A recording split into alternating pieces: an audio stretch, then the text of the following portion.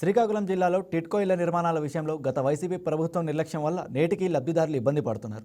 2014-19 మధ్య జిల్లాలో phase 1, phase 2లో కలిపి మొత్తం 1844 టిడ్కో ఇళ్ల నిర్మాణం టీడీపీ చేసి అర్హులైన లబ్ధిదారులకు కేటాయించింది. అయితే 2019లో ప్రభుత్వం మారడంతో నాటి ప్రభుత్వం ఆశించిన రీతిలో లబ్ధిదారులకు ఆ ఇళ్లను కేటాయించకుండా పెండింగ్ పెట్టింది. అప్పటి ప్రభుత్వం ఎంపిక చేసిన లబ్ధిదారులను కాదని కొత్త వారికి ఇల్లు కేటాయించి అర్హులైన వారికి అన్యాయం చేసిందని పలువురు ఆరోపిస్తున్నారు. టిడ్కో ఇళ్ల నిర్మాణాలకు సంబంధించి పూర్తి గ్రౌండ్ రిపోర్ట్ మా స్పెషల్ కరెస్పాండెంట్ రాంబాబు అందిస్తారు. 14 నుంచి 19 మధ్యకాలంలో ఉన్నటువంటి ఏదైతే తెలుగుదేశం పార్టీ ఉందో ఆ హయాంలో పేదల కోసం పక్కా ఇల్లు నిర్మాణం చేయాలనే నిర్ణయంతో కట్టినటువంటి ఇల్లులే ఇవి ఈ టిడ్కో ఇల్లులు. ఈ టిడ్కోలకు సంబంధించి ఫస్ట్ ఫేజ్, సెకండ్ ఫేజ్గా నిర్మించారు. ఏవైతే ఫస్ట్ ఫేజ్లో ఉన్నటువంటి ఈ 1220 ఇల్లులకు సంబంధించి అయితే మాత్రం నిర్మాణం జరిగింది. వాటికి మౌలిక సదుపాయాలు ఏర్పాటు చేశారు.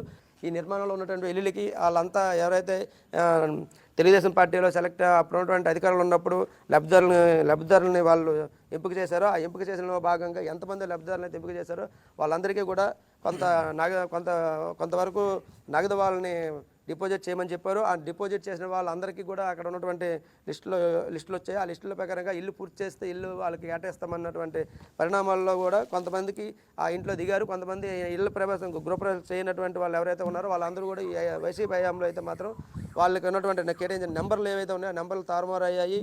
అక్కడ ఉన్నటువంటి మాకు అక్కడ ఫస్ట్ పేజ్లో కేటాయించినటువంటి ఇల్లులు మేము వెళ్ళేసరికి అక్కడ మా పేరు కనిపించకపోవడంతో అది మాకు కేటాయించకపోవడం, అది వేరే వాళ్ళకి కేటాయించడం, మాకు ఇక్కడ ఇల్లు వచ్చిందని దీంతో మేము ఇక్కడ రావడం, ఇక్కడ ఇల్లు లేకపోవడంతో అద్దెంట్లో ఉంటున్నాము.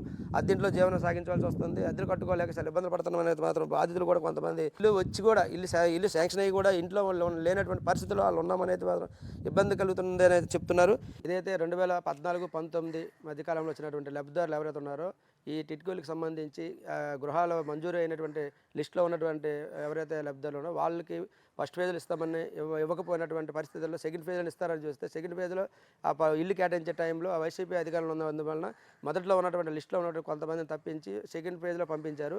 ఈ నేపథ్యంలో వాళ్ళు కూడా అడిగి తెలుసుకుందాం. మరి చెప్పండి, మీకు మొదట్లోనే ఏదైతే ఈ తెలుగుదేశం పార్టీ హయాంలో మీకు మంజూరు చేసిన ఇల్లులు ఏవైతే ఉన్నాయో ఆ ఇల్లులో మీ నేమ్ ఉన్నప్పుడు కూడా ఫస్ట్ పేజ్లో అందకుండా అదే సెకండ్ పేజ్కి వెళ్ళారు. సెకండ్ పేజ్లో కూడా మీకు ఉన్నటువంటి ఇల్లులు ఏవైతే ఉన్నాయో మీకు నిర్మాణం అవ్వక మధ్యలో ఆగిపోయి ఉన్నాయి. అసలు మీరు ఎటువంటి ఇబ్బందులు పడుతున్నారు? మీ పరిస్థితి బాబు అయితే మేము చాలా ఇబ్బందులు పడుతున్నాం. ఇక్కడికి వచ్చిన తర్వాత మాకు అక్కడ ఇల్లులు ఇస్తామన్నారు. ఫస్ట్ దీంట్లోని మాకు ఇవ్వలేదు. ఇక్కడ అద్దెలు కట్టుకొని ఇళ్ళ పనులు చేసుకొని నానా చికాకులు పడి మేము ఇంటి అద్దెలు కట్టుకుంటున్నాము. వచ్చింది తక్కువ. ఇక్కడ వెహికల్ షేట్ లేవు. నడకదారిని వెళ్ళి కష్టపడి రావడము చేయడం చాలా బాధాకరంగా ఉంది. పూర్తి స్థాయిలో ఈ కూటమి ప్రభుత్వ హయాంలోనైనా ఈ మోక్షం కలగాలి. పూర్తి స్థాయిలో నిర్మించి ఎవరెవరైతే లిస్టులో కేటాయించారో వాళ్ళ పేర్లు ఉన్నటువంటి పక్కాగా వాళ్ళ ఇల్లు వాళ్ళకి ఒప్పచెప్పి వాళ్ళ ఇంట్లో వాళ్ళు గృహప్రవేశం చేసే విధంగా చర్యలు తీసుకోలేనిది మాత్రం ఇక్కడ ఉన్నటువంటి ప్రజలు కోరుతున్నారు. ఇది ఇక్కడ ఉన్నటువంటి తాజా పరిస్థితి. వీడియో జర్నలిస్ట్ జేఎస్ఎస్ రెడ్డితో రాంబాబు, వేగన్, శ్రీకాకుళం.